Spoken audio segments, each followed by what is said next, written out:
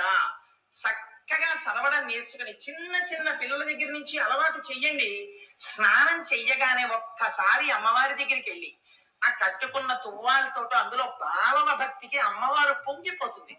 కూర్చుని అమ్మా శరజ్యోత్స్న శుద్ధాం శశియుత జటాజూట మకుటాం వరత్రా సత్రాన స్ఫటిక గుటికా పుస్తక కరాం సకృన్నత్వా కథమివ సతాం సన్నిదతే మధు క్షీర ద్రాక్ష మధురి మధురీణా ఫణితయ అని రోజు అది చదవడం నేర్పండి.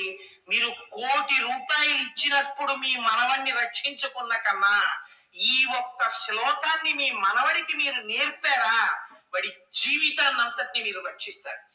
ఏదో ఒకనాడు వాడలా చెప్పగా చెప్పగా చెప్పగా చెప్పగా వాడి మనస్సు నిలబడుతుంది. ఆనాడు అమ్మ కృప వాడి ఎందుకు